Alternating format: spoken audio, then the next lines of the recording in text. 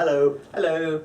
So, sorry for the delay in this, but it's our wrap-up video for Watchers Break 2. Yeah, we've been terrible. So first of all, thank you very much to everyone who donated. What was the final amount we raised? £759. That is more than really last good. time. Is it? Yeah. Sick. Nice. Yeah. So thank you so much. Honestly, it makes it's the only thing that makes it worthwhile. Oh yeah, we do it for charity. Yeah. That's what it's for. What that means is we've hit a lot of our goals. We will do at some a point video. have to watch the movie again Yeah. and then act it out. So look forward to that. And then at some point next year, a little way from now, we want to give it a bit of a break. We will do a final Watchers Break, and it's going to be so much worse. We've talked about what it's going to be, and it's going to be so much worse. Well, it has to be, right? The third part of the trilogy, the final one. It's going to be so bad. So, oh dear. Next, I particularly should apologise to Brendan O'Carroll. Yeah, both of us together, but I think specifically Matt. Mr. O'Carroll, I think you're probably a really nice guy. In fact, I've, since watching the film, read some interviews with you, and you seem lovely.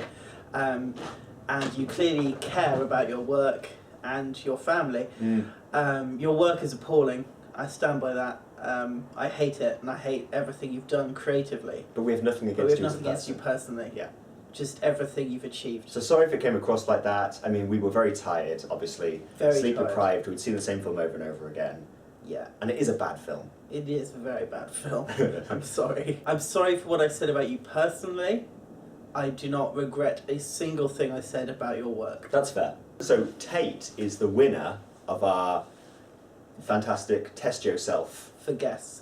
Now the logic behind this, because if you remember rightly, or can actually see behind us, pretty much everyone tied on 3 except for a few losers. Yeah, exactly. But Tate was the only person to get all the questions right. It was just that her impression was appalling. Yes, yeah. She's talentless, right? Yeah, but she needed to paid attention, didn't she? And that's the important thing. So that's it from us until next year.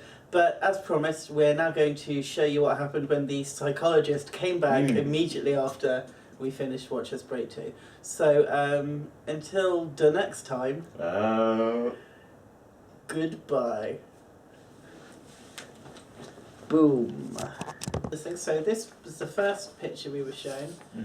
I said it looked like a chest cavity being ripped open. I went for like a battleship-y thing. So for me, that was 2 seahorses frolicking in love. Oh, I see that. For me, it was like the Eiffel Tower with like fireworks. It's the same as the second image they looked at the first time, except in colour instead of black and white. Oh.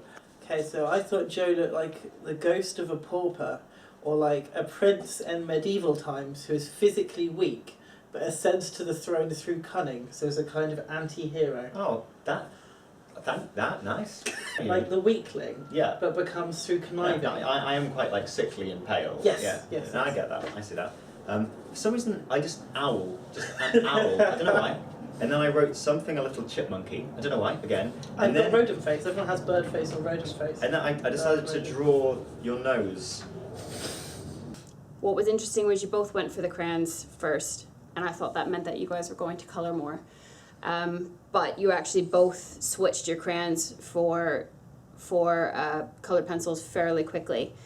And I noticed that Joe was tended to make lists. You were more about writing down and listing what the picture made you think of, whereas Matt tended to do a general impression and then draw a picture. And I really liked that he did a smiley face and he did the figures. He was kind of covering all his bases because he didn't know exactly what I was looking for. With the markers, you did tend to draw more.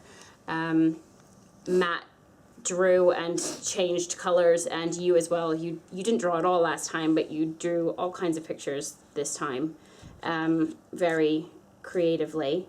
Matt tended, when doing the things, to compare you to something, like the first time was a baby giraffe, and the second time was a prince in medieval times. I found it interesting that after 2 days of watching the same film together, your impression of Joe goes from an awkward baby giraffe to a prince in medieval times. And for Joe was very very observant and detailed about like specifics, bright eyes, you were fuzzy, and that you had high ears. And it kind of switched to kind of an overall impression. Yeah. Owl, something a little chipmunky. And then you drew a picture, which was great. What I think is interesting is that after the 2 days of watching the same film and spending all that time together, that you were kind of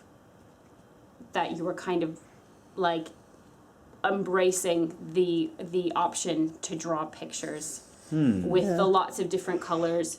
Like at the beginning you were very kind of specific and clear, and you were writing concepts and ideas, and after 2 days you were really embracing the pictures and the colors and the overall impressions, as opposed to kind of a more organized thought process. Interesting. You're actually both a lot more upbeat than I was expecting.